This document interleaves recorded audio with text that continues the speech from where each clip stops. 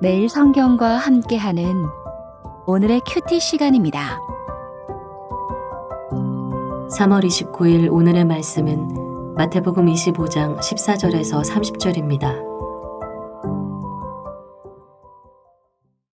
또 어떤 사람이 타국에 갈 때 그 종들을 불러 자기 소유를 맡김과 같으니 각각 그 재능대로 한 사람에게는 금 5달란트를, 한 사람에게는 2달란트를, 한 사람에게는 1달란트를 주고 떠났더니 5달란트 받은 자는 바로 가서 그곳으로 장사하여 또 5달란트를 남기고 2달란트 받은 자도 그같이 하여 또 2달란트를 남겼으되 1달란트 받은 자는 가서 땅을 파고 그 주인의 돈을 감추어 두었더니 오랜 후에 그 종들의 주인이 돌아와 그들과 결산할세 5달란트 받았던 자는 5달란트를 더 가지고 와서 이르되 주인이여 내게 5달란트를 주셨는데 보소서 내가 또 5달란트를 남겼나이다. 그 주인이 이르되 잘하였도다 착하고 충성된 종아 네가 적은 일에 충성하였음에 내가 많은 것을 네게 맡기리니 네 주인의 즐거움에 참여할지어다 하고 2달란트 받았던 자도 와서 이르되 주인이여 내게 2달란트를 주셨는데 보소서 내가 또 2달란트를 남겼나이다. 그 주인이 이르되 잘하였도다 착하고 충성된 종아 네가 적은 일에 충성하였음에 내가 많은 것을 네게 맡기리니 네 주인의 즐거움에 참여할지어다 하고 1달란트 받았던 자는 와서 이르되 주인이여 당신은 굳은 사람이라 심지 않은 데서 거두고 해치지 않은 데서 모으는 줄을 내가 알았으므로 두려워하여 나가서 당신의 달란트를 땅에 감추어 두었었나이다. 보소서 당신의 것을 가지셨나이다. 그 주인이 대답하여 이르되 악하고 게으른 종아 나는 심지 않은 데서 거두고 해치지 않은 데서 모으는 줄로 네가 알았느냐. 그러면 네가 마땅히 내 돈을 취리하는 자들에게나 맡겼다가 내가 돌아와서 내 원금과 이자를 받게 하였을 것이니라 하고 그에게서 그 1달란트를 빼앗아 10달란트 가진 자에게 주라. 무릇 있는 자는 받아 풍족하게 되고 없는 자는 그 있는 것까지 빼앗기리라. 이 무익한 종을 바깥 어두운 데로 내쫓으라. 거기서 슬피 울며 이를 갈리라 하니라.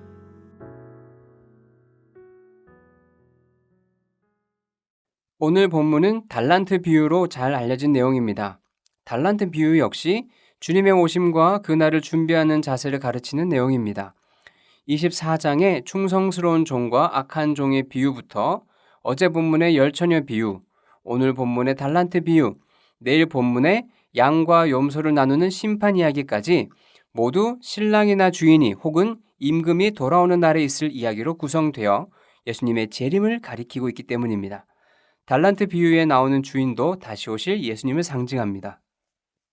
주인은 타국으로 떠나면서 종들에게 자신의 재산을 맡겼는데 종들의 재능에 따라 차등을 두었습니다.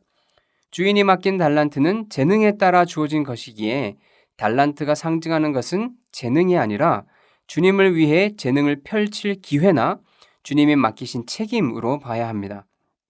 주님은 우리에게 재능과 자원을 주셨을 뿐만 아니라 그 재능과 자원을 주님을 위해 쓸 수 있도록 기회를 주십니다.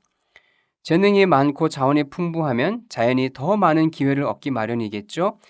재능과 마련으로 인해 생기는 그 기회도 주님이 주신 것임을 기억해야 합니다. 5달란트 받은 사람과 2달란트 받은 사람은 받은 달란트를 가지고 곧바로 장사를 시작했습니다. 이들은 주인이 준 기회를 놓치지 않고 주인이 준 달란트를 사용해서 자기들의 재능을 펼쳤습니다. 그렇게 해서 주인을 위해 이문을 남겼습니다. 이들이 보여준 모습이 바로 우리가 따라야 할 모범입니다.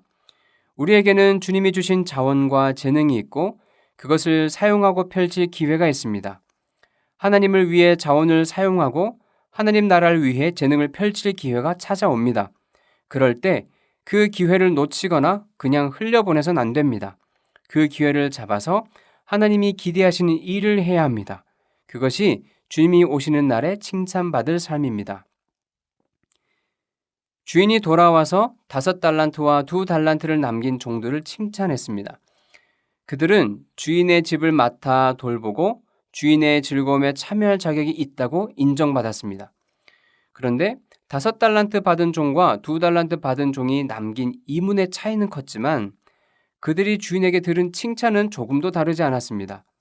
이는 주님이 우리 삶을 평가하실 때 보시는 것이 업적의 크기가 아니라 성실함과 충성스러움임을 보여줍니다.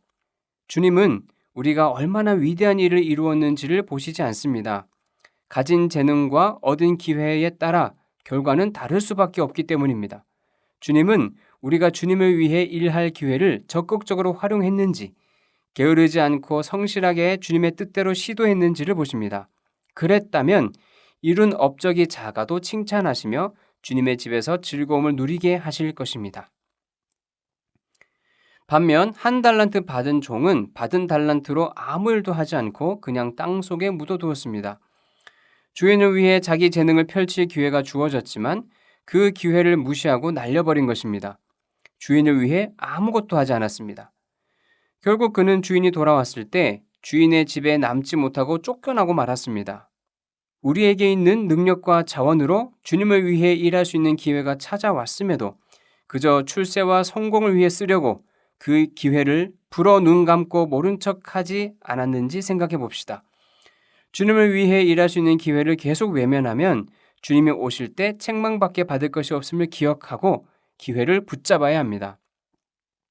한편 1달란트 받은 종은 아무것도 하지 않은 것을 핑계하면서 주인을 탓했습니다.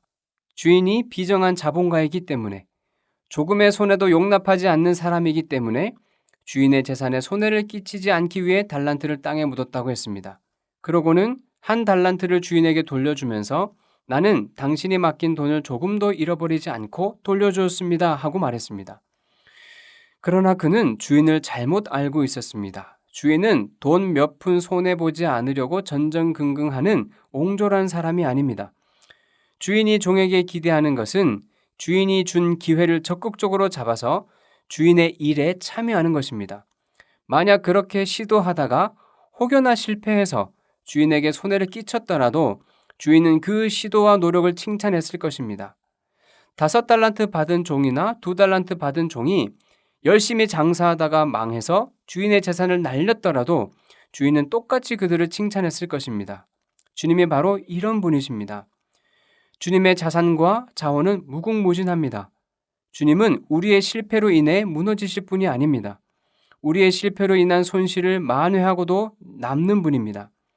그런 주님이 우리에게 바라시는 것은 반드시 사역에 성공해서 업적을 남기는 것이 아니라 주님을 위한 일을 시도하고 도전하는 것입니다.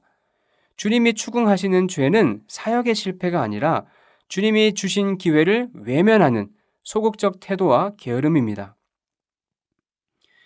1달란트 받은 종은 주인을 오해했을 뿐만 아니라 악하고 게을렀습니다.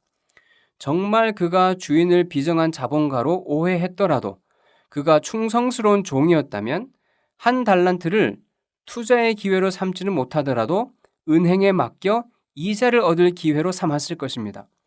그마저도 하지 않은 그는 악하고 게으른 종이었습니다. 주인의 일에 전혀 관심이 없는 사람이었습니다. 그래서 주인에게 무익한 종이라는 책망을 듣고 받은 1달란트도 빼앗긴 채 쫓겨났습니다. 이는 우리에게 주는 경고입니다. 주님의 일에 도무지 관심이 없고 전혀 힘쓰지도 않으면 주님의 날에 이 무익한 종이 당한 일을 피할 수 없을 거라는 경고입니다.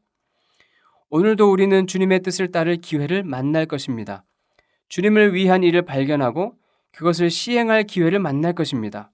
그때 악하고 게으른 종처럼 무관심하게 지나치지 말고 착하고 충성된 종들처럼 적극적으로 주님을 위해 시도하고 주님을 위한 일에 도전해야 합니다. 그저 남에게 해 끼치지 않는 것으로 만족해서는 안 됩니다. 주님 다시 오시는 날 칭찬받으며 주님의 즐거움에 참여할 날을 바라보며 오늘 주님이 주신 기회를 붙잡을 수 있기를 소원합니다. 기도하겠습니다. 제게 큰 업적을 요구하지 않으시고 충성을 바라시는 주님, 저에게 있는 능력과 자원으로 주님을 위해 일할 기회가 주어졌을 때 충성스러운 종의 자세로 그 기회를 붙잡겠습니다.